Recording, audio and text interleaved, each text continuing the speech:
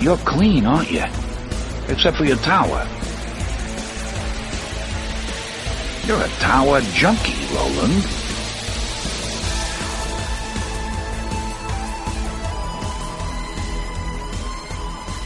Hello and welcome to Tower Junkies, presented by ObsessiveViewer.com. Tower Junkies is a podcast devoted to Stephen King and his magnum opus, the Dark Tower series. We discuss the themes, characters, and mythology of the series in Palaver episodes and review the books and comic series in Kef episodes. We also discuss King novels related to the Dark Tower series, non-Tower King novels, TV and film adaptations of King's work, and the latest news about potential Dark Tower-related adaptations. You can find more of our work at TowerJunkiesPod.com and follow us on every level of social media at Tower Junkies Pod. I am your host, Matt Hurt, and with me today is Robert Fekkes. He was on, you would have heard his voice on our Dark Tower movie review mega long episode that we did a couple weeks ago. The non-95 minutes review of the 95-minute disaster. The 3 hour and 24 minute episode covering the 95-minute The irony. movie. Yeah. But today on the podcast, we're going to briefly discuss the It miniseries from 1990, and then go into a review of Andy Muschietti's adaptation of Stephen King's work. I'm glad you knew how to pronounce that, because it was giving me fits. I'm still not 100% sure if I pronounce it correctly. But yeah, so this is, of course, these are adaptations of Stephen King's 1986 novel It, which Tiny and I reviewed on the last episode of Tower Junkies. Fekkes, first of all, for our listeners, since they're kind of being introduced to you on this podcast, tell us about yourself and your history with Stephen King. Well, I'm Robert Fekkes. I've been friends with Matt for quite a few years now. And I've had a good time being on his other podcast, the Obsessive Viewer podcast. Stephen King, I don't really have a very intimate relationship with his work, especially not like you. Right. The only book I've ever read was the Gunslinger, though I plan on and look forward to reading the entire Dark Tower series once I get finished reading another series of books. So the only times I've been introduced with Stephen King's work is through film and through the miniseries of It. So I can't say that I have a strong attachment to any of his works particularly, but the original miniseries I did kind of have an attachment to, because I saw it when I was so young, and it stuck with me for quite a while. Yeah, that's kind of how I was, and we'll talk about that in a bit. But just off the top of your head, what's your favorite Stephen King adaptation that you've seen? Well, now? Oh, that prior to today. The Shining. The Shining? Yeah. Nice. Which it's kind of weird, because apparently Stephen King hates that adaptation. Yeah, but it's pretty interesting. I love that movie, though. I need to read the book then and see where his hatred for it comes from. It kind of reminds me of Alan Moore's hatred towards the Watchmen movie. Right. So I'd have to say Shining's probably the strongest film. I was unimpressed with Carrie. Okay. I don't know. It was a decent movie, but I didn't see the De Palma it. Carrie? No. Brian De Palma, or the remake from 2013? Oh, no, the Brian De Palma Carrie. It's okay, but I watched it in college for the first time when I was dating a girl who swore it was the scariest film of all time. I was like, this isn't scary. Jeez. Like, it's kind of creepy, but it's not. So I guess it was probably I don't know, built up too much for me. Like, it was decent. It was all right. Sure. Yeah, I'm excited because of this podcast. I'm going to be going through Stephen King's work. Like I said in the first episode of the podcast, that I was planning on going through it like chronologically, and kind of to have supplemental episodes for the Dark Tower episodes. But then I realized maybe I'll just read whichever one I feel like reading, right? And then do it. So like I just read Gerald's Game, and because of the movie coming out in a couple weeks, and then I just finished The Dead Zone because I wanted to read The Dead Zone. And now I'm reading Christine because I wanted to read Christine. So, that's an interesting concept of the killer car. Yeah, and that's what I kind of love about Stephen King is he takes these he takes these concepts and just runs with them and then populates, like it starts with an idea and then he has these characters that are so relatable and then puts them into this absurd and strange situation that is oftentimes horror based. And it's funny because a lot of like your friend in college that had or your girlfriend in college that Calm down, Matt. It was dating. The girl you saw in college, okay, saying that Carrie was the scariest movie ever. It's like, okay, yeah, I can kind of understand that, but I think that a big misconception and something that we talked about on the podcast before is that Stephen King is labeled as a horror novelist and horror writer, whereas like his magnum opus is this amalgam of different genres, including horror, fantasy, western, sci-fi, kind of all cobbled together in the Dark Tower series. And then some of his most impressive works are psychological thrillers or dramas. I was going to say, I wouldn't consider something like Misery to be a horror film. Yeah, exactly. More of like a suspenseful thriller. Right. And Misery is another one that I love. Yeah. Would you, like, I guess you can consider Shawshank, but I don't think that's within the same vein of what we're discussing. That's true, but it does count as an adaptation for sure. Definitely for sure. I've not read the short story that's based on. I'm really looking forward to getting to. I think it's in this short story collection, Different Seasons, because that short story collection has, I believe, Apt Pupil, Rita Hayworth in the Shawshank Redemption. He did Apt Pupil? I've never seen the movie. I always kind of wanted to see it, but I didn't know that was a Stephen King. Yeah, Tiny's a huge fan of it. Is he? Yeah, that Shawshank, and then it also has The Body, which was the basis for Stand By Me. Oh, okay. And then there's a fourth one that hasn't been hasn't been adapted. I watched Stand By Me for the first time on a flight back from I think we were coming back from London last year. It did not. Really? It did not strike me. Something did not hit with me on it. Like Interesting. It was decent, I guess. I don't know. The characters weren't that likable to me. The kids. That's fair. So I don't know. I very much like pop culture references about Stand By Me much more than I enjoy the film. Sure. Like even like the latest Rick and Morty had a good Stand By Me reference in it. I haven't seen that episode. It was the one that just came out last Sunday. Okay. Yeah, I haven't seen that yet. There's a great T-shirt on TeePublic actually. And by the way, visit our TeePublic store and we get a little bit of a commission on some sales. Link in the show notes. Anyway, it says Castle Rock. It's like in the it's like a logo for like a baseball team. Yeah, right. It just says Castle Rock Train Dodgers or I think just Dodgers, and it has like a train in the center of it. It's pretty clever. So then, like after going through all of that and saying that, Stephen King is mislabeled as a horror novelist and all about horror, when he has these other, his stories are more about characters and the drama and of the characters and the kind of coming of age and everything, also with like It and The Body, Stand By Me, and all that. So let's talk about It, which is like his quintessential horror novel. You've never read the novel, so it's a hefty read. It is. I'm going to after. Well, I might wait until after the sequel. Okay. Or It comes out. Yeah. I actually got really excited because I've gotten into audiobooks lately, and that's how I'm consuming a lot of my media. Or a lot of my reading, essentially, but I still have such a soft spot for like the Stephen King paperbacks that I have, because they, like Christine, for instance, they all have the same color scheme where it's like a solid like color background, and the lettering is always like different colors and everything, and it's kind of a simplistic kind of design, but it's like it just looks cool to me. Like I really like it. That is much longer than I would have thought. Yeah, the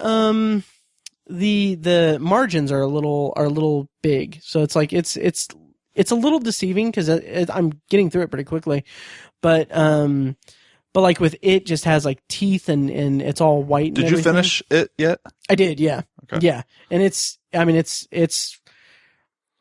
really high up there on my list of favorite Stephen King novels. Gotcha. Like it's maybe second, pending a reread of 11/22/63. But anyway, so I have such a soft spot for that, but I'm excited because I like for Shocktober in Irvington, which if you're listening to this, Shocktober in Irvington is a one-night event screening that we at the Obsessive Viewer host in Indianapolis at the Irving Theater. Tickets are on sale now. We screen short horror films from local filmmakers. I'll put a promo in the episode to hear more information about it. But go to shocktoberinirvington.com if you're in the area and want to check out some short horror films. Anyway, we're giving away a ton of prizes, and since we started Tower Junkies, I was like, you know what? I'm going to throw in some Stephen King paperbacks. Oh, that's a good call. Yeah, so I've got The Shining. Of course, all of these I'm going to put my business card attached to them. Yeah, which, by the way, here's your business card for me to give to you. Yeah. It's a lovely business card. Right. I thought about getting you some since you were going to be on the Kef episodes, but I didn't want to scare you away. Right. But yeah. Right. Yeah. But anyway, I got really excited because one of the paperbacks we're giving away are The Shining, the movie tie-in edition of The Gunslinger, because, you know, people are going to be just wanting that movie tie-in edition of it so much. So much. Yeah. It's too bad the DVDs aren't going to be out yet. I know. Pop figures are, but anyway. Pop figures are cool, though. They are, yeah. Cool. Yeah. But anyway, it's funny because I still want that movie tie-in edition, but why? It's a horrible cover. I kind of like the design of the poster. I really do. I think it's cut. I think it looks like clip art. Yeah, I mean, yeah, we talked about it in the Obsessive Viewer, but yeah, I kind of like it just because I like that. I don't know. It's a different version of a book that I have. You're correct. Several copies of. Different version. But the point that I'm getting at is that it has this very nice movie tie-in edition that has a picture of, it's underneath all that, but it's got a picture of Georgie with a balloon, with Pennywise, his face is obscured by the balloon, or I think Pennywise has the balloon and Georgie's just in those rain slicker. And it's like all black and everything and just looks like really cool. So I'm like, I already have the paperback. I have the audiobook, which is how I listened to it for the first time. And I'm just like, I already have the regular paperback. And I'm like, I kind of also want this tie-in edition. And then I kind of like, I had an epiphany. I was like, yeah, I'm going to get the tie-in edition because here in a couple years, there's going to be a new cover for the sequel. You're right. And I'll have like, it'll look like really cool on my bookshelf. So that's my justification. So there you go. Yeah. It's okay. We all have our nerd buys. Right. I have several nerd buys. Nothing wrong with it. Yep. And I'm also kind of saving up for the big $90 Dark Tower box set of paperbacks that are all uniform in covers. I'm just going to remind you that you have in fact made a promise to attend something next summer, so keep that in mind. Oh, that's right. Yes. Vegas. Yes. Yeah. Just keep that in mind, buddy. Yeah. Well, my justification for that is that each paycheck I set aside $12 that automatically gets like reloads my Amazon gift card. So that's money I'm putting away anyway. Okay. All right. Yeah. I'm really glad you reminded me of that. But yeah. Sounds like I'm going to have to keep reminding you of that. You are. Yeah. No, because I want to meet Craig Robinson, so. He's going to be there again. Yeah. Randomly. Yeah. Looking really good though. Yeah. But lost a lot of weight. Jesus. Anyway. So that's Fekkes' history with Stephen King. And, so how are you coming along in your reading of, Harry Potter leading up to, I will be finished with book 5 this week, and then I'll be jumping into book 6. Mm-hmm. My goal is to be done with the Harry Potter series. A bunch of us are going, to Mexico for vacation in November, so I want to be reading, the Dark Tower series by then. Nice. Okay, good. So anyway, it is Stephen King's big horror novel. It's one of his most widely regarded as one of his best novels, and I'm inclined to agree. So it was previously adapted in 1999 as a 2-part miniseries. 1990. 1990. Did I say 99? You said 99. Wow. Okay. I totally meant 1990. But anyway, from 1990, directed by Tommy Lee Wallace, I think, who did one of the Halloween movies. I want to say Halloween 5. But anyway, yeah, so let's talk a little bit about the miniseries, and then we can go into Andy Muschietti's movie from this week. Fekkes, how did you feel about the miniseries? And you just recently watched it. I did. Watched it again. My voice keeps cracking. It's crazy. It was the first time that I've watched it since it's been. Man, I was a kid the last time I watched it. I was probably in middle school, I think, the last time I watched it. So was I. I was in elementary school, I think. And this would be really interesting. Let's talk about how we felt about it as kids, and then we'll talk about it as we felt about it now as adults. So as a kid, I thought it was fantastic. I loved it. It was, Pennywise was terrifying, and the concept with the kids and the Losers Club was great. I really related to all of these kids. I thought they were fantastic, and the adults were so cool. And boy, that changed. Yeah. As a kid, I was kind of the same. I wasn't that terrified of it. This may have actually been my introduction to Stephen King in general. I think I saw Misery before I saw this. Oh, interesting. Yeah. I was actually a much younger age when I saw it than what you described. Cause I remember just being at home. My parents were watching it. I think I had a friend staying the night, and we were watching it with them. And I remember not being afraid of it when like I was watching it, like actually being afraid of Pennywise. I wasn't that afraid of him or afraid by the miniseries, but I remember, like, I think I had to go into my sister's room to get something, and, like, it was pitch black, and, like, I just, in the darkness, I was just terrified. And then also by the time they got to the reveal at the end, which, by the way, we're going to spoil, well, we won't spoil the miniseries itself, because we'll do a non-spoiler review of the movie and then a spoiler review, but, not spoil the miniseries at the end, when there was a reveal at the end of the final form of Pennywise, that freaked me out because I hate that specific type of creature. That form didn't freak me out, and it may have just been because it looked god awful. It did, yeah. and that's probably what it was. I thought Pennywise was far more frightening in clown form. Sure. Did that give you like a deep-seated fear of clowns? No. Well, I found it scary. It never affected me quite like movies like The Exorcist did. Sure. The whole spiritual realm when I was a kid freaked me out. Still does this day, even though I don't buy into any of it. Sure. But so it never really stuck with me, but it was one of those movies. While you're watching it, Pennywise was a very creepy and disturbing character. And Tim Curry. Oh, he kills it. He's the only part of that movie that holds up. Yeah. And his performance is still fantastic. Absolutely. And yeah, like you said, it did change. Now I have seen the miniseries again, and it's like... Oh, it's rough. It's really rough. Like the kid actors are terrible kid actors. Yep. Like, I didn't recall Seth Green. Yeah, I was like that's Seth Green. Yeah, which in theory is really great casting for the character. He grows up to be a comedian. So. Yeah, but yeah, John Ritter is bad. Yeah, and I love John Ritter. Right, but John Ritter's a sitcom. Guy. Yeah, so he's fine in sitcom. That he's not a dramatic actor. Yeah. And there's something about Richard Thomas that even as a kid, something about him, I just... Is that Old Bill? Old Bill. Oh, yeah.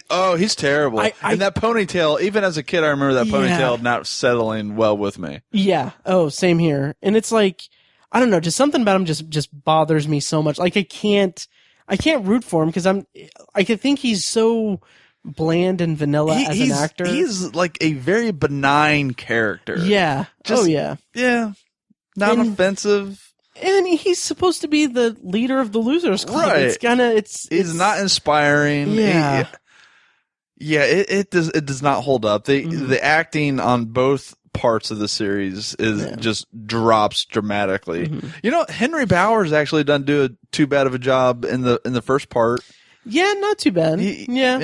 But other than that, man, it's just awkward kid actors, poor dialogue. Yeah, I think one of the worst things about it is that it is a made-for-TV movie. It is, and you got to remember that made-for-TV movies are never up to standards. Stylistically, like in terms of filmmaking, it's like it shows its age really bad. Like it's very poorly like done by like Hollywood standards, but also the writing is just very much characters saying exactly what they're feeling, right? And it's not especially subtle. In their adult stages. Oh, it's bad in the adult stages. Yeah, it was rough. Yeah, so this is definitely a property that deserved a big Hollywood treatment for like an honest like R-rated horror. Like something that could get a budget behind it that can make it very lasting. Oh yeah, very effective. Absolutely. And before we get into our review and everything, I kind of want to talk to you a little bit about the production of this new incarnation of it. So Cary Fukunaga was originally supposed to direct. I was reading that. Yeah, which I'm really like after seeing this movie, like I'm kind of glad that he didn't go through with it. Well, reading some of the things that he apparently wanted to change quite a bit. Absolutely. And I was reading the changes that he wanted to make, and I'm glad that he did not get the vision that he wanted to make. Absolutely. So no, I'm very satisfied with how this ended up coming out. Absolutely. And then let's play a little bit of a game. The Dark Tower had $65 million budget. How much do you think the budget was for it? I know how you much. Do? Yeah, I was hoping you didn't know. No. Unbelievable. $35 million, and they unbelievable. Yeah, and it looked amazing. It really did. Like there was there was no reason for that movie to look as good as it did with $35 million. Right. I'm flabbergasted. Same here. You might argue that a lot of that budget got when you're hiring kid actors, you don't have to pay them as much as you're saving millions of dollars hiring kid actors, so they get to skimp there. But still, $35 million for a high production, arguably summer to fall big movie. That's unheard of. Oh, it's really impressive, like how they spread that money around in that movie. Yeah, like I was blown away when I heard that. And the Friday night box office earned more. The Friday night it opened, it earned $51 million, which is more than the domestic gross of the entire Dark Tower run. Which is funny because I saw that on Reddit and I was reading the comments, and probably 30% of the actual commenters on that were saying the Dark Tower's out already. Oh God. Yeah. That's rough. Yeah. I was like, yep, whatever. But yeah, so the answer to that question though is no, it is no longer out. Right. Because it's not in any theater. I think it's playing like maybe one or two second run theaters here and there. I don't know. It's gonna be on Netflix next week. Yeah. So anyway, it's 2017. I'm going to read the plot summary. The way that we're going to distribute this review is that we're going to do a non-spoiler section, and then we will go into a spoiler review. We will definitely warn you guys when there is a spoiler, or when we go into spoilers. And I'll have like a short clip from the trailer to cut it up between spoiler and non-spoiler. So here is the plot summary for It. A group of bullied kids band together when a shape-shifting demon taking the appearance of a clown begins hunting children. So Fekkes, you had the context of the miniseries. So, what were your expectations for it, and how did you feel about it coming out of it? The expectations were high. especially given that knowing that it was going to get a Hollywood treatment, not a TV treatment. And after seeing the first trailer for it, my expectations skyrocketed. Yeah. Even seeing production stills of Bill Skarsgård as Pennywise, it looked fantastic. So I went into this movie expecting something great, and I walked out getting what I expected. Nice. I thought it was fantastic. If this sort of movie were scary to me, it would have been very scary. Okay. But I found more joy in just how demented it kind of like Pennywise got. So movies like this don't really scare me anymore. I'm 33 years old. I have a mortgage. So, but I could see where normal people or kids would be terrified with this, but it was amazing. Like Pennywise stole the show. Nice. How do you think Bill Skarsgård compared to Tim Curry? Are they comparable at all? I don't want to make that comparison. He really made it his own. So you could tell that he wasn't trying to imitate Tim Curry's performance. I feel like he brought a little bit more childishness to Pennywise, which I think in itself can be pretty terrifying. So I don't want to compare the two or say I like one over the other. I'll just say that Bill Skarsgård did a fantastic job. Yeah, on the Obsessive Viewer when we reviewed it, we Tiny made the comparison of that's like comparing Heath Ledger with Jack Nicholson. That's a perfect a perfect way to describe it. Absolutely. So absolutely. They both were great in their respective roles. Right. Exactly. So yeah, and it's funny because there was an anecdote that Bill Skarsgård was on Jimmy Kimmel, and he was talking about how like Jimmy Kimmel asked him like, "Oh, hey, were you afraid like how did you feel like being Pennywise and terrorizing kids in the movie?" And then he's like, "Well, it's funny because like they kept me separated from the cast of the kid actors, and my first scene with the actor who played Eddie." And it's outside of a scary house. I'm chasing him. I'm going all out and everything. And he's freaking out. He's crying. He's screaming out and everything. And like the whole time in my head, I'm thinking like, oh man, I'm traumatizing this kid. and then he said, and then the director yelled cut, and then the kid is like, "Hey, I love what you're doing with the character." Nice. And just like hearing him talk about that is great. And then I think Jimmy Kimmel's like, "Are you going to keep in touch with him, or are you going to work with him again?" And he's like, "I hope that he hires me someday." But yeah, I think that he did a phenomenal job. There's a moment in that opening sequence where, it's that opening sequence is, I mean, it's an iconic Stephen King sequence. Could watch that scene on repeat. Right. Like his performance there is just so eerie and just very disturbing. Oh, absolutely. It's very unsettling. It is. And in like at the end of it, like they go all out. Oh, yeah, I was not expecting that. Yeah. Jinx. Right. Okay. Yeah. Oh yeah, I guess we're doing a podcast. Matt. Thank you. Like to see like the monster portion of it so soon, I thought that was it shocked me. Oh yeah. And then to see what goes on afterwards. Whew.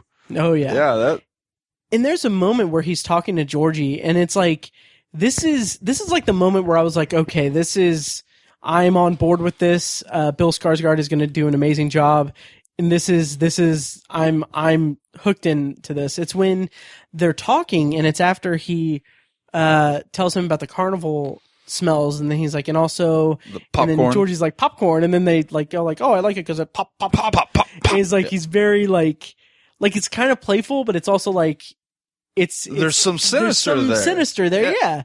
And then there's a moment where Georgie stops talking, and then Pennywise stops talking, and then just stares. Yes, he just stares, and it's like there's a change that's so like it's so like quick that it just changes. And I love the manipulation of Pennywise, where he's just saying like, "Don't you want your boat? Bill's gonna kill you. You said Bill's gonna kill you. Yeah. Just like, oh, it's so menacing, so creepy. Like it's, and like this movie, like you said, I'm of an age where I'm not really scared by this stuff anymore, and I wasn't frightened during the movie. Also, I think part of it might be just I'm too close to the source material. I know what to expect, but it's like I wasn't like. It still doesn't make it not unsettling. Exactly. It doesn't make it not unsettling. It doesn't make it an unenjoyable experience because it was a blast. I will say this. It was not the first time that I saw the sequence. Mm-hmm. They played that entire sequence before Annabelle. Mm-hmm. So I wish I had seen that now because I loved watching it before Annabelle, and it got me pumped for it. Right. But it cuts off right before the attack portion of that. Okay. So you don't. So that still was shocking to me, but I still wish that I would have. I still wish the first time I would have saw that sequence was right there in the theater when movie, I saw it to kind of set the tone. Right. At the time, I was pumped because it was a great sequence, but now I kind of wish that they hadn't done that. But yeah, absolutely. I can definitely get behind that.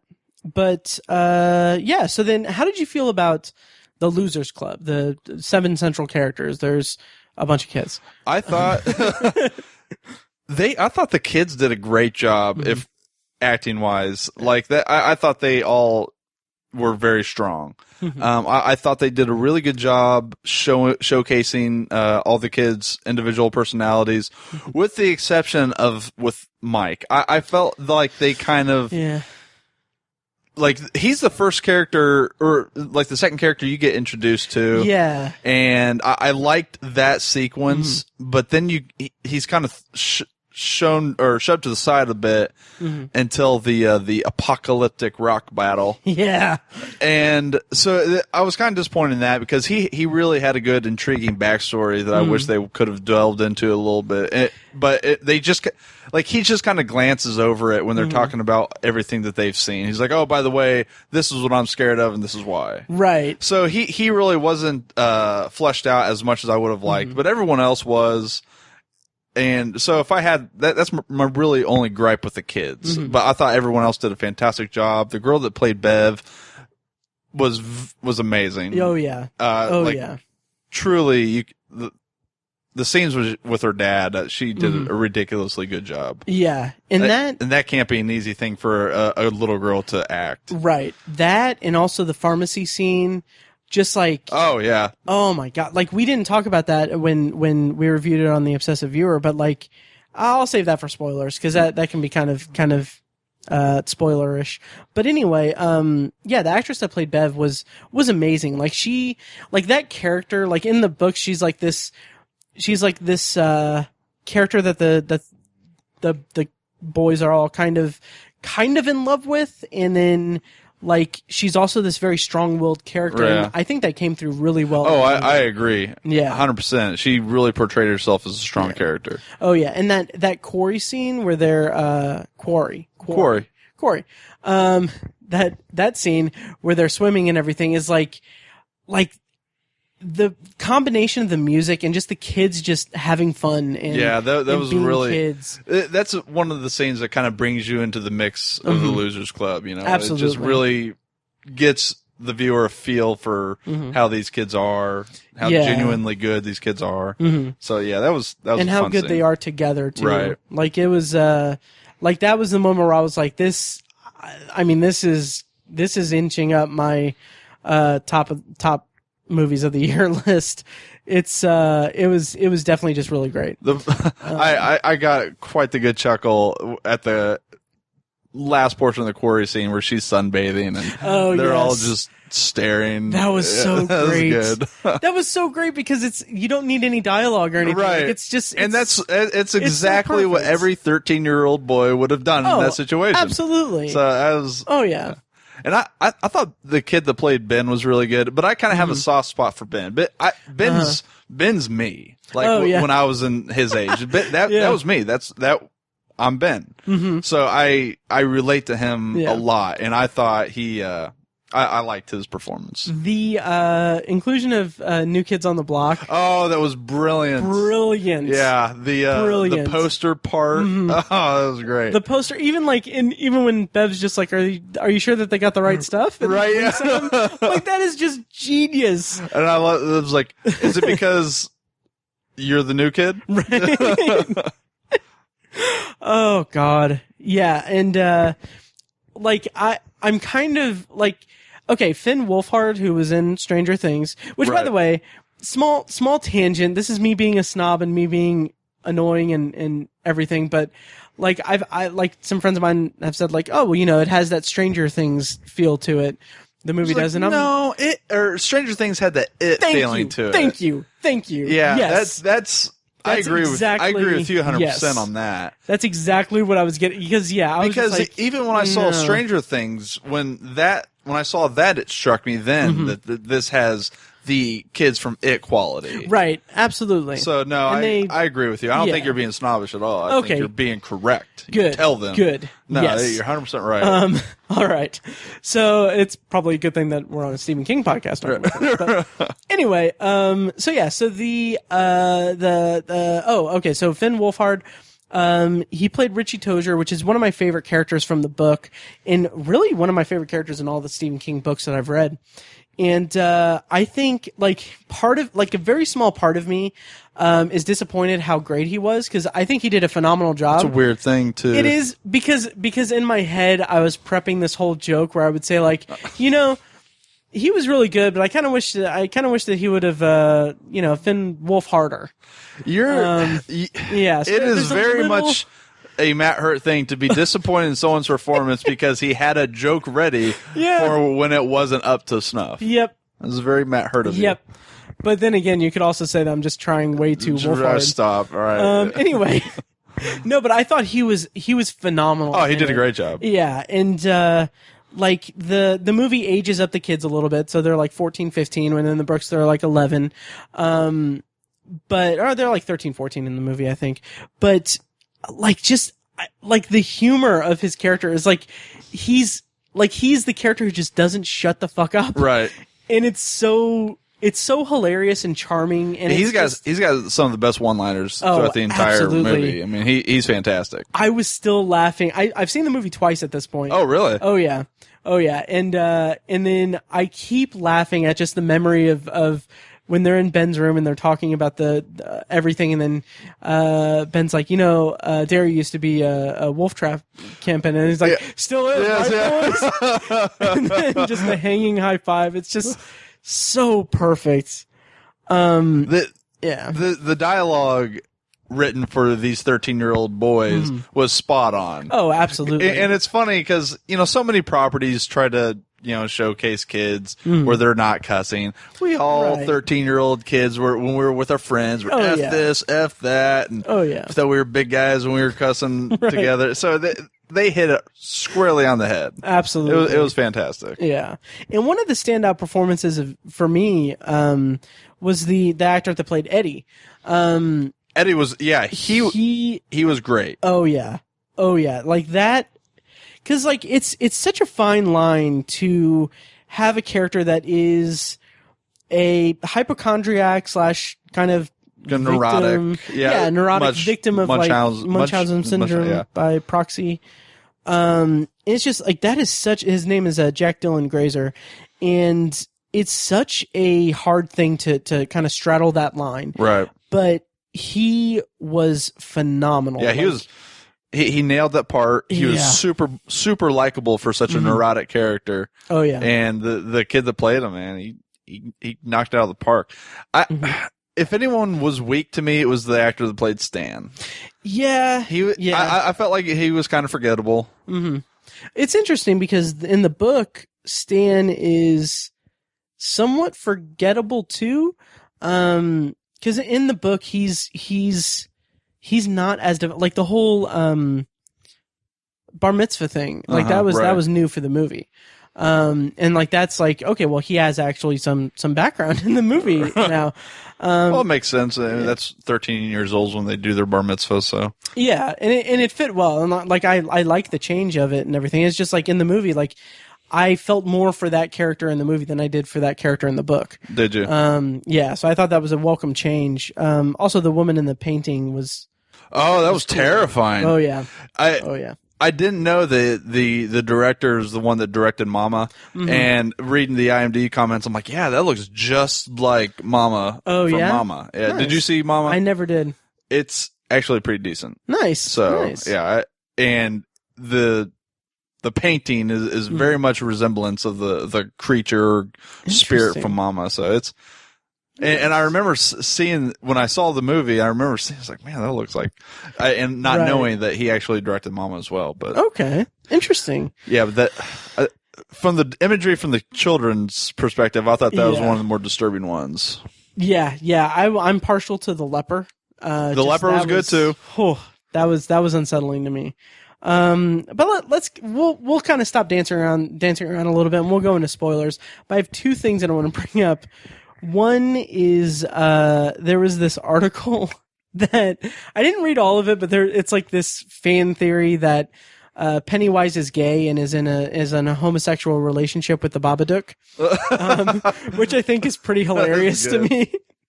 And then also there is a subset of fans of the movie who find Bill Skarsgård really hot.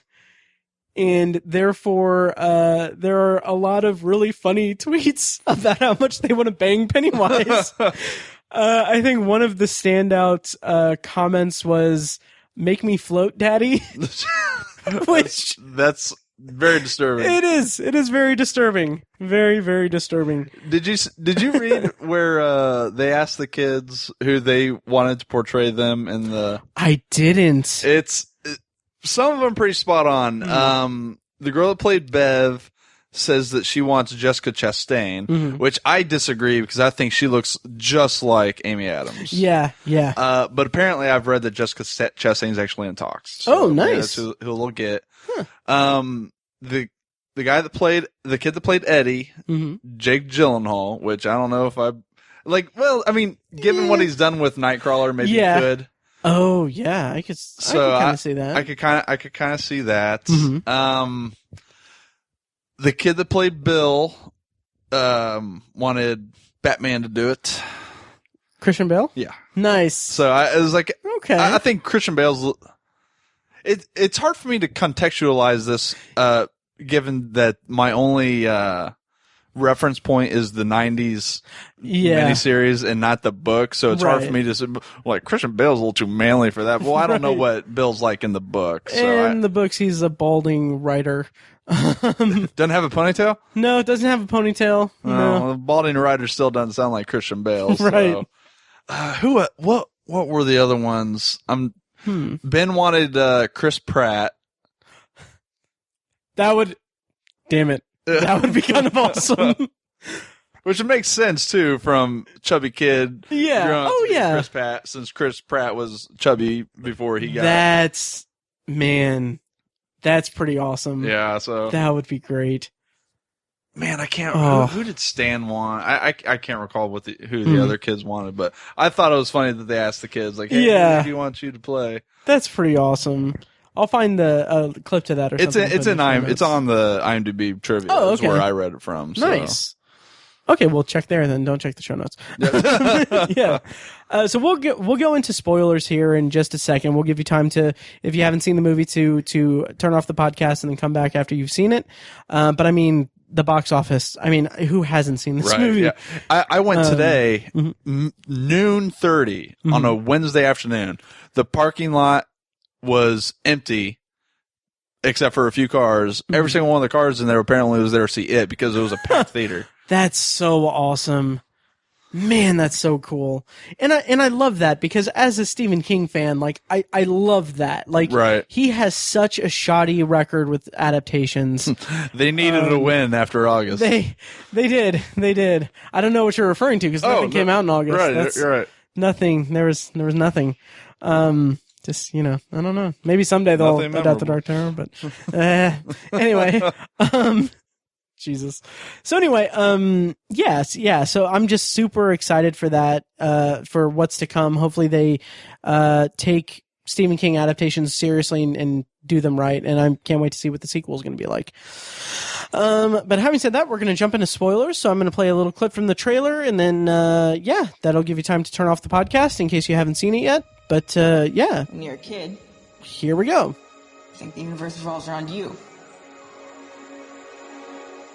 You think that you'll always be protected and cared for. Then, one day, you realize that's not true.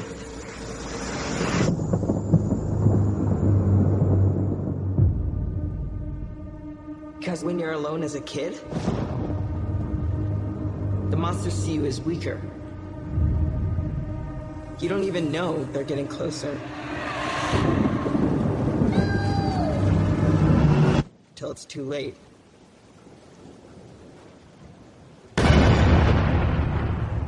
Here. Take it. All right, and we are spoilers on for It. So, Fekkes, the scares. Let's talk about Neibolt Street first, the house on Neibolt Street. Well, there was no, wood demon in there, so it kind of really confused me. Okay. What's funny is that I was listening to the audiobook for the third Dark Tower book, and I got to that part and the build up to that part with the doorway demon and everything. It made me it made me even more pissed off at the movie because there's so many elements to the story and the greater narrative that come into play at that moment. That's it's an important part of the story, and they wait. Anyway. So Sorry to bring it up. No, it's fine. It's fine. But anyway, so what did you think of Neibolt Street except for, the comparisons to the house sequence was probably I'm not going to say most because I thought the sewer sequence was the most terrifying portion. It was terrifying. Yeah. It was beautifully done. Mm-hmm.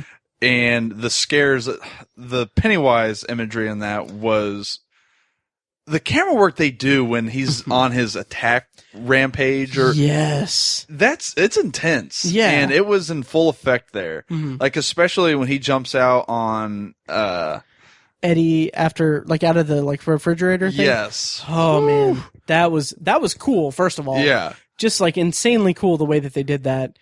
And then just especially after showing that his arm's broken and then showing him coming out that way. Right. Is just it just made it so unsettling to me too. Super unsettling. Ugh. The clown room was equally terrifying. Here's the thing about the clown room, and apparently I missed it. I was sure that in the clown room there was going to be an homage to Tim Curry's Pennywise. I was sure there was, and I was scouring it. Couldn't find it. Apparently I missed it because it's there. Apparently there's a mannequin dressed in the same outfit that Tim Curry was in. I never caught it either time I saw it. I was searching because it just seemed like that'd be the place where they would do something like that. Yeah. And they did, but apparently I missed it. Damn. But that portion was terrifying, and I loved him opening the casket and seeing that was cool. Yeah, that was fantastic. And the setup of that, having him find the flyer, right, was just that was so cool. Because he's kind of a latecomer to the whole right. He's the last person to see, and it's and just the sequence of events is so great. Not only because of the whole that sequence. What I love about it is that it's three things in one, right? And it's he slowly just, separates all of them. And it's it feels so, it's kind of silly. Okay, why are you walking into this room and everything? But it fits well with it because I don't know. I don't. First of all, you're dealing with kids, emotional kids that have no idea what they're walking into. So I think it, for the most part, feels natural in the separation. Yeah. And with Richie, it makes he thinks that Stan's in there, right? And that, they didn't need to put he's looking for Stan. They could have just went for the cheap thrill of being okay, well, a door opens and he's walking in there. It's a horror movie, right? But they actually had him say oh, Stan, I'm gonna whatever. But yeah, and that just that. The build up to that was just so great. And then, Bill's whole thing with I made the comment on Obsessive Viewer that it was they were playing The Floor is Lava, as it was slowly coming to them. That was really cool. I love the breakup there too with the humor with the doors. Yes. The door, I thought that was brilliant. Oh, yeah. And only a 13-year-old kid would think that the one that says least scary of all, like, that's got to be the one I'm going to go into. Yeah. So I thought that part was fantastic. I always appreciate in movies like this where during intense situations that there's a jab of humor thrown into the. Absolutely. I think that really helps break it up, and so I thought it was really well done there too. Absolutely, and just like I cringed so hard both times I saw the movie when they're arguing over the arm, and then they try to right. Just painful, so painful. Yeah. So anyway, yeah, that was cool. And I loved when Bev comes in with the spear and spears Pennywise. Like Pennywise even got a little bit more terrifying with him having this shank through his head. Absolutely, and like when he slices Ben with it. Oh, that, and then like also like before he like starts moving again. Like it's just such a cool shot where like he's like it's like he's suspended. Like not necessarily in air, but like he's just completely still, and the blood is kind of floating out of him. It's just like that effect just looked really cool. The whole house sequence was fantastic. It was amazing. Yeah, and let's backtrack a little bit and talk about the pharmacy scene and Derry as a whole, because one of the most unsettling things about the movie was Bev in the way that she's treated by men, like her father and the pharmacist, because it's such a creepy, just that really unsettling moment. Super creepy. Yeah, like, and I like the way that that's developed, because she's like, okay, well, hey, I'll take care of it, and like you can tell, like, oh, she's going to cause a distraction and everything. Right. Like in your head, or at least in my head, I'm thinking like, oh, this is going to be like a fun, like, oh, you know, kids like causing a distraction and everything. This is a bit of levity, and then it's like, it's super uncomfortable and really kind of tragic too, because like Bev is like she knows what the deal, like she knows what she knows what the rumor has done, and how people perceive her now, exactly, and it's horrifying. Oh yeah, it's like it's a 13-year-old girl, and she's being sexualized by this 50-year-old man. And that's very unsettling. Oh yeah, very, very creepy. And then her with her dad, it's like I mean, the escalation of that is really disturbing in and of itself. Like when he tries to assault her, right. But like just that moment. I was under the impression though that wasn't the first time. Yeah, exactly. So and that right there is horrible to think of, and it was quite a stark difference from the miniseries. Yeah, because the miniseries you just get he's abusive and overbearing and a dick. Right. But like I never got the context that he was sexually abusive from the miniseries. Right. But man, they lay it on in here, and it's you just feel horrible for you for really this poor do. girl. Yeah, like in that first scene where he's like stroking her hair. Yeah. It's just like it's a well done scene. Yeah, it's hard to watch. Yeah, it's unsettling, which I think is the word of the day for me. Right. Yeah, and then there are a couple other big scare moments, like Ben in the library, which I thought that was fine. Oh, I thought it was more than fine. Really? I loved Ben running from the manifestation in the library. Then he turns and then it's Pennywise. That was good. That was cool. Yeah. Like I thought all their like individual like introductions to Pennywise were fantastic. I loved Ben's, or not Ben's. I loved Mike's. I thought his was fantastic. Yes, and it was another reason why I was upset that they just kind of glossed over Mike's character. Like there's so much depth to his fear, but they're just kind of like, all right, yeah, my parents burned alive. Yeah, absolutely, and that's the one thing. Like they changed that from the book. Like that's invented for the movie. He didn't have that backstory in the book, and what's interesting is that like it gives a lot of dimension to his character. And you're right, they did kind of fumble it by not really developing that. And I really hope that they, from what I've read, I think they're going to run with that character, not necessarily his backstory, but they're going to take that character into some unexpected places for the second one. In the book, does he stay behind like he does in the miniseries? He does, yeah. Okay. And it's such a great thing because he's the one that's like he brings them all together and everything. But like throughout the book, there are these little interludes that are him writing about the history of Derry. So in between sections of the book, you get stretches of him interviewing people from the town about these horrific events that have happened every 27 years in Derry. And then like it keeps like each interlude is a different like event. And like it would be so cool if for the sequel they had like we talked about in the Obsessive Viewer, and then also another podcast had brought it up. It would be so cool if they did like a viral kind of marketing thing where they did like a short film about each thing. That'd be in cool. the lead up to the sequel. Or you could do a comic book. Oh, that'd be cool. I'd get behind that. Mm-hmm. Yeah, so all of their individual introductions to Pennywise are great. I loved Bev's. Yes. Yeah,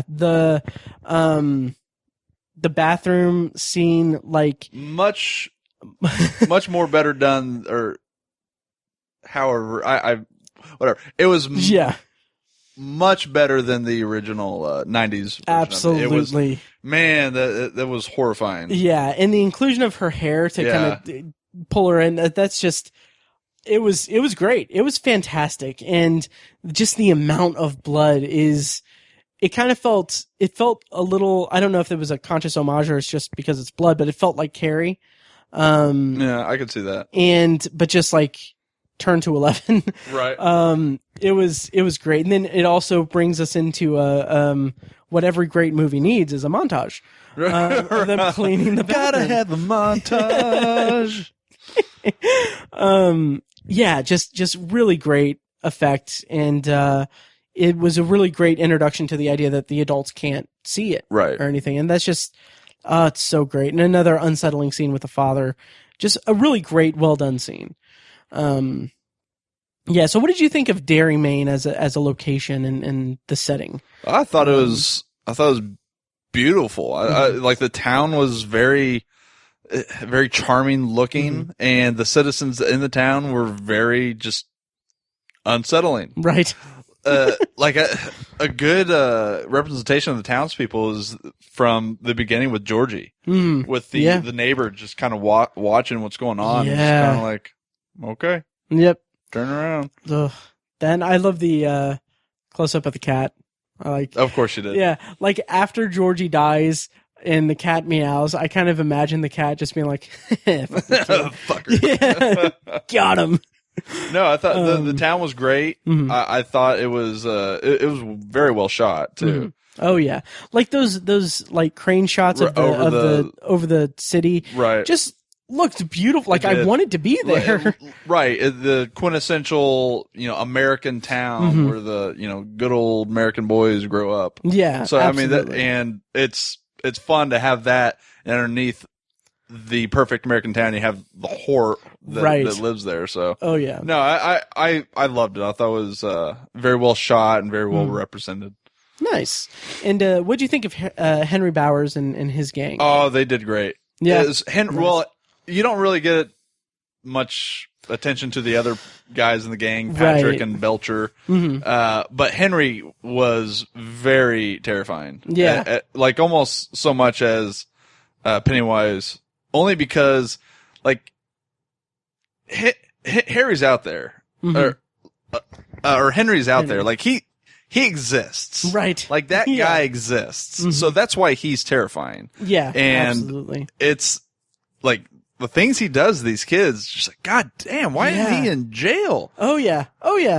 In the I talked about this on the Obsessive Viewer, but I liked the way that they handled Patrick's character, because in the book, Patrick Hockstetter, he's this kind of underdeveloped character who suddenly pops up and is given this whole backstory about how he's kind of the sociopath that's like he likes to kill flies and he shows kids these kills his brother, right? Does he kill his brother? I thought I read that he suffocates. He did, an yes. Yeah. Oh yeah. He suffocates his brother, and then oh man, I forgot about that.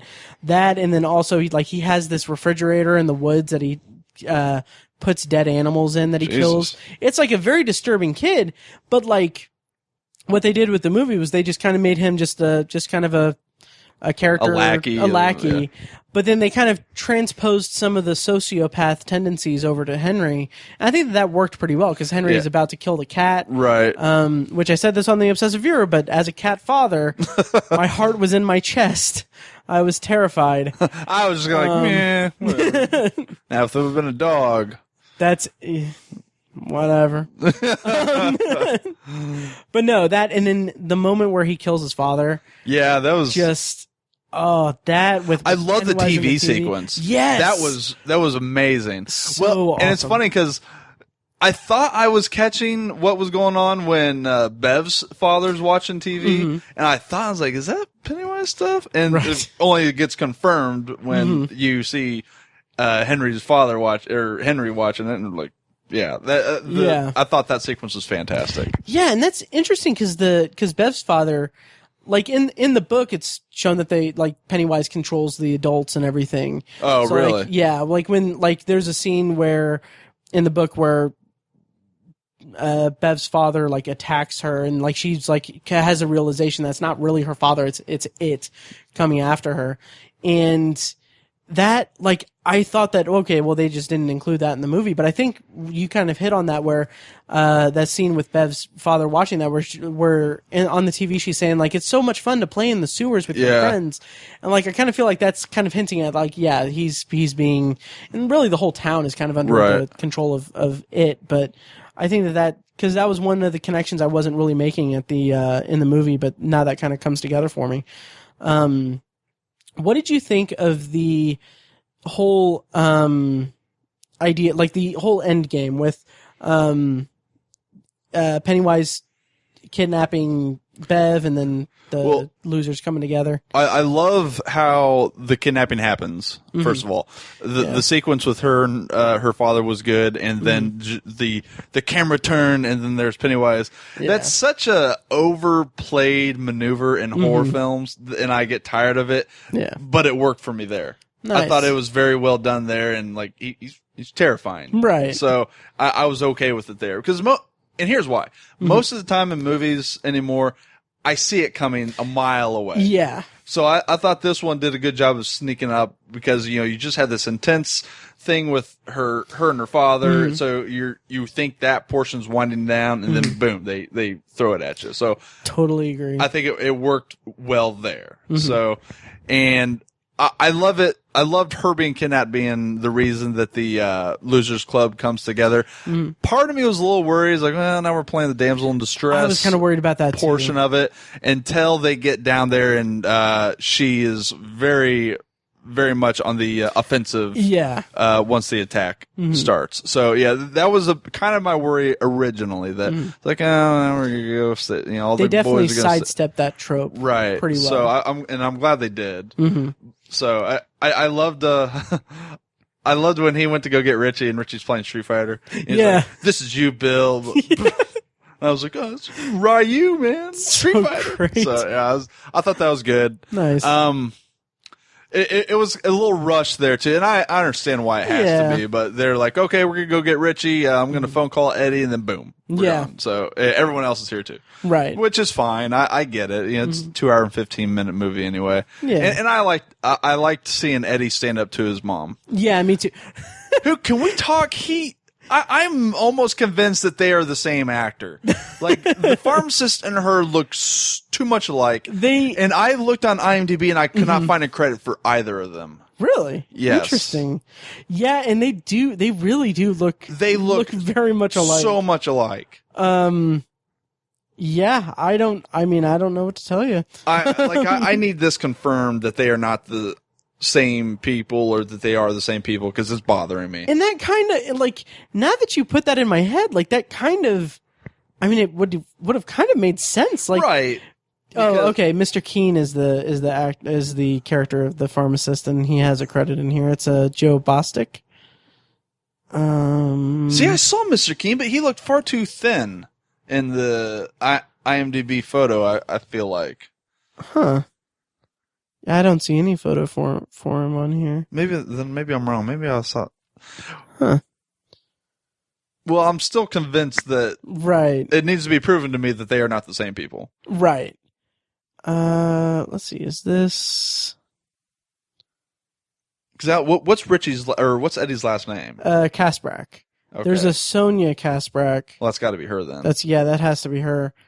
And it's funny because I was wondering about this too, because I mean, she looks like very thin and like. Oh yeah, fit. Yeah. Because I was wondering, because like the whole movie, I was like, did they like have her in like a fat suit? That's gotta be a fat suit. Because there's no way that lady gained 200 pounds right. for the ancillary character of Eddie's mom. Gotta get into character. Yeah. For the Stephen King movie with a budget $35 million. Right. Like, calm down, Robert De Niro. Yeah. So, all right. So back to topic. Yeah. Anyway, so the gazebos. I loved that. Where he takes his pills and he's like, these are gazebos. Right. It's like, that was perfect. It's a gazebo. I was like, oh yeah. What's a placebo? Yeah, the gazebos part. That was great. That was great. Yeah, and that was a great moment, especially for that actor. Like he nailed it so much. Absolutely. Yeah. So when they get to the house and they make their trek down into the well, and then it's Henry versus Mike at the top. Yes, it was a good sequence.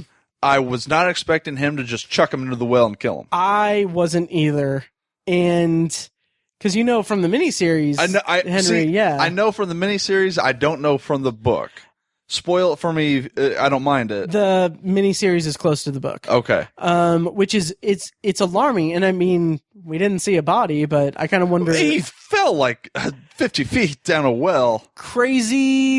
Crazy monster down there. Maybe he floated. Could float. Yeah. Maybe he floated. I don't know. But I thought that was shocking and interesting. It was shocking. I didn't dislike it. Right. I was kind of like, yeah. I was kind of surprised because when they got down into the well and they got into that landing, I kind of thought that was the bottom of the well. I did too. Yeah. I was confused about that as well. And then it became more clear that it was just kind of like a little tunnel. Right. It became very clear when the kid fell all the way through. Right. But yeah, that was definitely intense. I loved the kind of the sequence between Mike and Henry because like he has the bolt gun like to his head and like that. Like I love the expression on Mike's face because he's like he's really gonna fucking kill me. Right. He knows what this is about to do. Yeah. I kind of like it too because it's kind of a go back to the conversation he has with his uncle, and it's like you're either going to be you'll find yourself being one of them with this up to your head. So it's kind of, and Mike makes the decision right there to fight back. Right. So I enjoyed that kind of throwback to that first sequence. Yeah, and like putting it in that context, I mean that does give Mike some good characterization and everything, but I do still feel like he was glossed over. And it's disappointing. It's very disappointing to me because I really liked his character. Yeah. So, but going down into the sewer. Yes. The Stan and the monster. Yes. That was so terrifying. Oh yeah. Seeing the monster just like attached to his face. Yes. I thought they had just killed him. I did too. I did too. I was like, well, okay. So yeah, that part was very terrifying to me, and even more terrifying to see like when they find him and the monster backs into the shadows. Like, man, that's fantastic. And then kind of peeks around as Pennywise again. Right. That was good. Oh man. I was like, all right. The imagery of Pennywise is. Oh yeah. That's the true character. That's the true main character of this entire movie. Absolutely. Definitely one of the most iconic monsters. Absolutely. Yeah, and the freak out of Stan. Like after that, he's like panicking and he's like, it's like, why'd you guys bring me down here? Amazing. Yeah. Oh. And then the final battle, and I have some other things I want to kind of backtrack to after this, but let's talk about the final battle with Pennywise.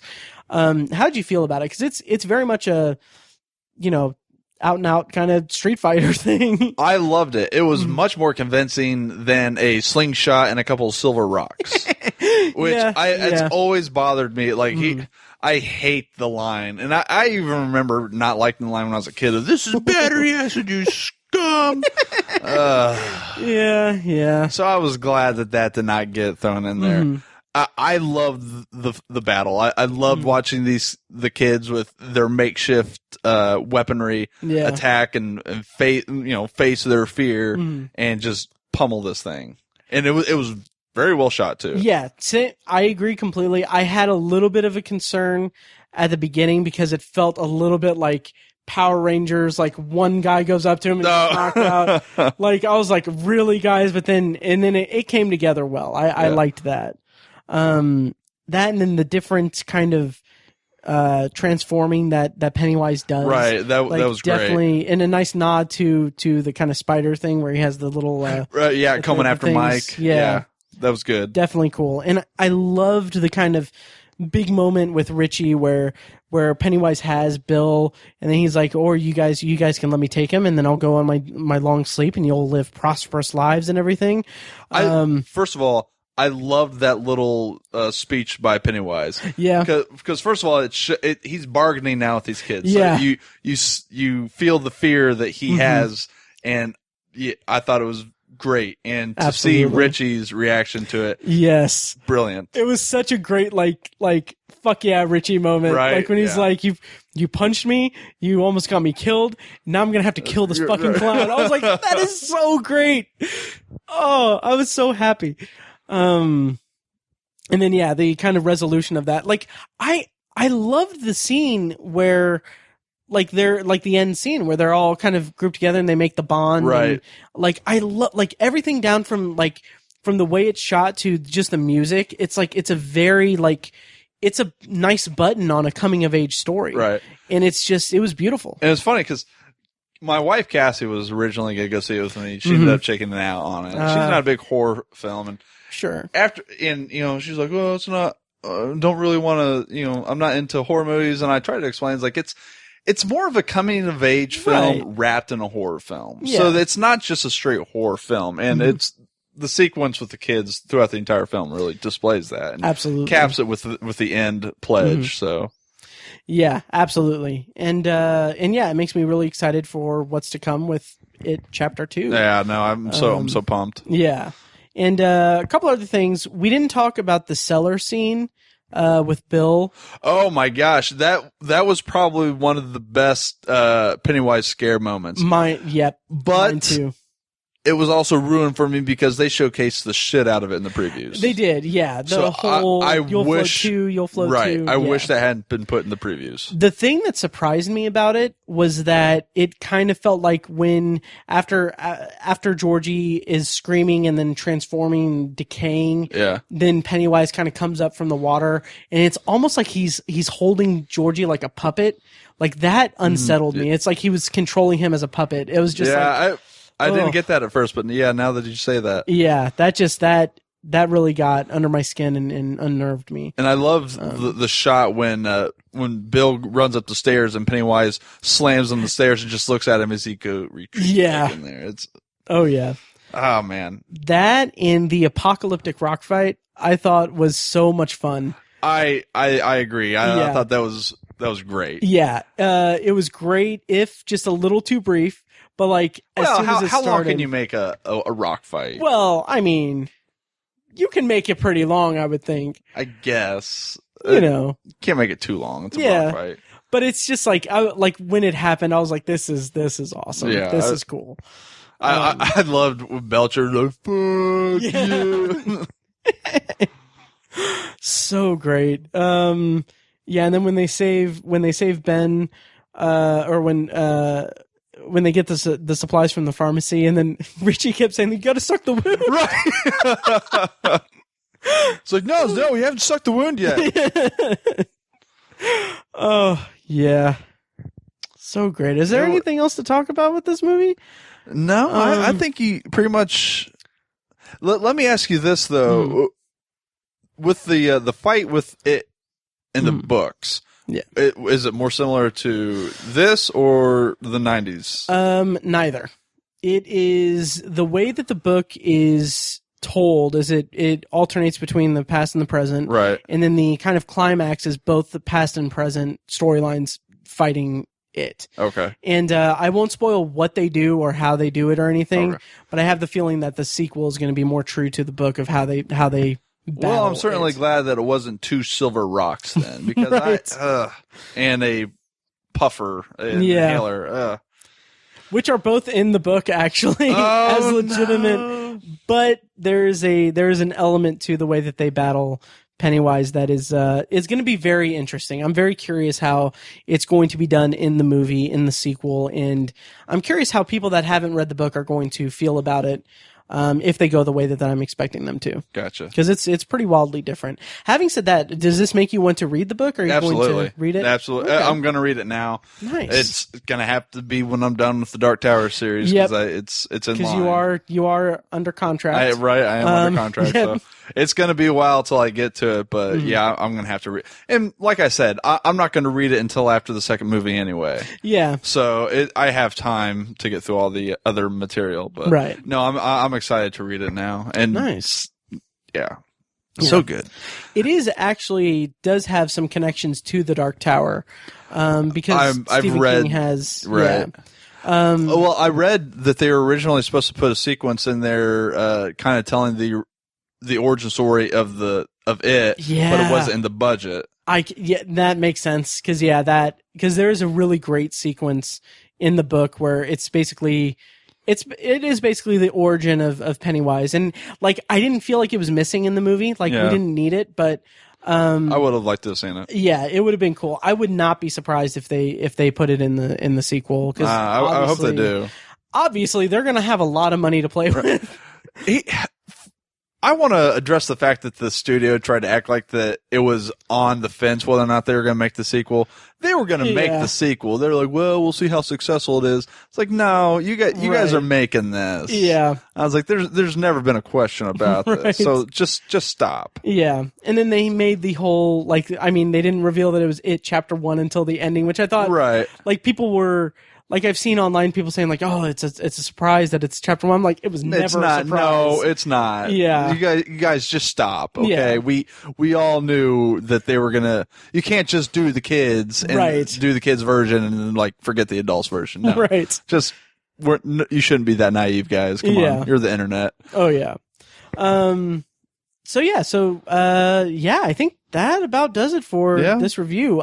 For it. Yeah. Overall, how'd you feel about it? Where does it rank with you with Stephen King adaptations that you've seen? Well, it was great. I'll have to go back and watch The Shining again to see how it ranks, but tentatively speaking, I'd say it's the best so far. So that being said, I would probably say it, Shining, Misery. Mm-hmm. Nice. Everyone loves Shawshank. Shawshank's a great movie, but everyone knows it's a great movie. And it's just at this point, it's just kind of like, okay, sure, I can understand that. Shawshank is one of my all-time favorites. Don't get me wrong, it's fantastic, right? But after seeing it 20 times on TBS when I was a kid, it's lost its luster. I can definitely understand that. It's still one of my favorites. I don't remember what year it was, but one of the years where there was like some old dude was like, "Oh, the world's gonna end on this day." It wasn't the Mayan calendar. It was just some dude, random, and bumfuck somewhere was like, "Oh, this is the day." I was just like, you know what? I'm gonna use this day. I'm gonna pretend that this is real and watch a movie that I would what movie I would want to be like the last movie I ever see if the world were to end the next day. Like Star Wars. Yeah. I watched The Shawshank Redemption. Yeah, that's fine. Yeah. But yeah, so that's where that is with me. But I mean, this movie is just really phenomenal. It's definitely up there for me, up in the top, for his adaptations. It's amongst like The Shining, Shawshank, The Mist. I'm a huge fan of The Mist. Never saw The Mist. It's great. It's great. Aren't they doing a TV show? They are. It's currently, I think it's on, Spike TV. Oh, Spike. Enough. Yeah. I haven't watched it, but I'm planning on it because I'm going to do reviews and everything on it. But, which is why I'm so excited about this podcast because now I have an excuse to do all this stuff. But yeah, before we wind down and before we end it, let's talk a little bit about this plan for your contract with Tower Junkies for the Dark Tower. So around November-ish? You're looking probably mid-November for me to start, and I'm going to even though I've read it twice, I'm going to restart off with the Gunslinger again. Nice. So. And are you okay with doing like segments where it's like we'll review like chapter 1, chapter 2? I don't have a problem. It's your format, man. Okay, good. So it's yeah, it's up to you, man. Okay, I'll give you a detailed list of how every novel breaks down, and I'm sure you've already written out the detailed list. Oh, I have. Yeah, I have. So yeah, I have. Yeah. That doesn't mean you need to like read 1 through 4. Well, we'll figure. I will read at my leisure, sir. You will read how I tell you to read. I am your din, which is something you don't know yet because you haven't. You read keep the books saying yet. all these terms I don't know yet. Can't do that. Oh yeah. Anyway, so look forward to that. We're also going to have Tony Troxel from Geeking in Indiana on. He's going to be doing like book reviews of the books. I need to meet these. I need to meet him. Need to meet Andreyko. I know, right? And you could have if you would have went to the group screening of it. Turns out I had to work. Well. What's more important, protecting the streets of a town or going to see a town infested by a Well, you asked the Losers Club, which more important, protecting the streets of a town or seeing a film? I don't know. Well. Anyway, but yeah, I'm my whole plan is that you will have a chance to definitely meet Tony because what I want to do is have you on for the kind of like the segments of each book, like chapter 1, the Gunslinger, chapter 2, the way station, like breaking up the Gunslinger into different sections, and then have us talk about it each one, and then have a broad book review with Tony, and then have what I'm calling a quartet episode, which would be me, you, Tony, and Tiny, kind of talking about the book as a whole and like gauging like what you're expecting for the future of the series and how you feel about it after each book. Does that make sense? It does make sense. Okay. And does that sound like a good idea or would that be too tedious? It sounds fine. Okay, good. We'll get it done. Good. Okay, good. So anyway, that is our plan. Can we do some of these at a bar? Yeah. I will make sure that I have beer or something here when we do all of this. We can move it around too. You can come down to my house. I got plenty of. I like that. Yeah. I like that. We'll figure it out. Because if there's like 4 people, we have a good sized table and Yes. stuff. We have plenty of room at my place. We will have to do that because right now for our listeners, we just have I just have a shitty couch and a bar stool and a recumbent bike. I was gonna say, don't forget the exercise bike. Yeah, that I totally use every day. So anyway, having said all that, that is our review of it, and look forward to Fekkes coming back for more discussion of Dark Tower and Stephen King in the months to come, because he is under contract. Yes. And Can I just say my favorite joke of it is? Oh yeah, it's the only movie the Knights of Knee can never discuss. Oh yeah, yeah, I like that. I almost get it. I think I kind of get it. Just watch the movie again. Okay. There's a certain word that the Knights of Knee cannot say. Okay. And it's it. Is it? They can't say it. Okay. I need to watch Holy Grail again. Yeah. That is Holy Grail, right? Yeah, Monty Python and the Holy Grail. Yeah. I need to watch more Monty Python. Look forward to Obsessive Viewer's 4th podcast, Monty Python and the Monty Python Pycast. That's not real. Yeah, it shouldn't be. 4th podcast is going to be lost. Anyway, I'll stay off of that one. No, we'll have you review. No, I do not want to watch. As someone who's never seen it, 100 episodes. No, not doing it.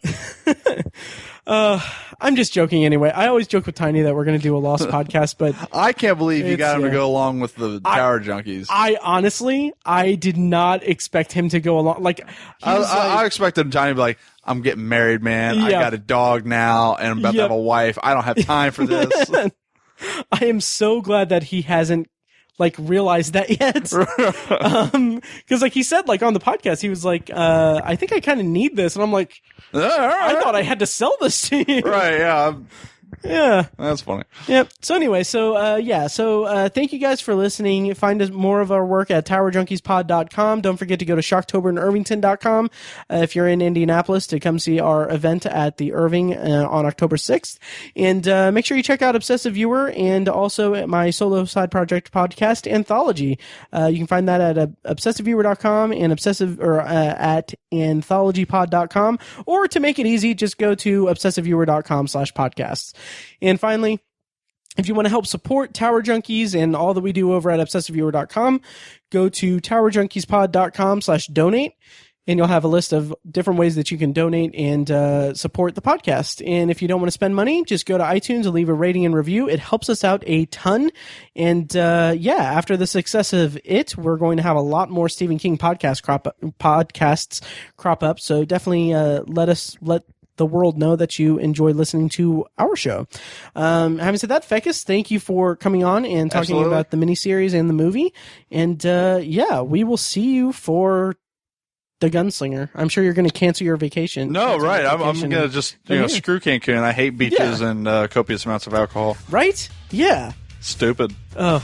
Anyway, thank you guys for listening. Long days and pleasant nights, and we'll see you next time. Thank you for listening to Tower Junkies, a Dark Tower podcast presented by ObsessiveViewer.com. You can find more of our episodes at TowerJunkiesPod.com, and you can subscribe to the show on iTunes, Google Play, Stitcher, or anywhere else podcasts are found. If you'd like to donate to the podcast, you can find ways to do that at TowerJunkiesPod.com/donate, or become a patron for Obsessive Viewer at Patreon.com/ObsessiveViewer for recurring donations with different reward tiers. Every donation goes toward paying the fees to keep the podcast running and is greatly appreciated. Any and all feedback on the podcast is encouraged. You can contact us by emailing us at matt@obsessiveviewer.com or by tweeting us at TowerJunkiesPod or at ObsessiveViewer and at ObsessiveTiny. You can also like us on Facebook at facebook.com/TowerJunkiesPod. For more podcast content from ObsessiveViewer.com, check out Anthology, my solo side project podcast where I'm reviewing The Twilight Zone as a first-time viewer and exploring other classic and contemporary science fiction anthology television shows. You can find Anthology at anthologypod.com and anywhere podcasts are found. Finally, if you're philosophically curious, check out Tiny's side project podcast, The Secular Perspective, which explores the concepts of faith, religion, and existence from the perspective of secular hosts Chad and Amanda. You can find that at thesecularperspective.com and subscribe to the podcast on the app of your choice. Once again, thank you for listening to Tower Junkies, and we'll see you next time.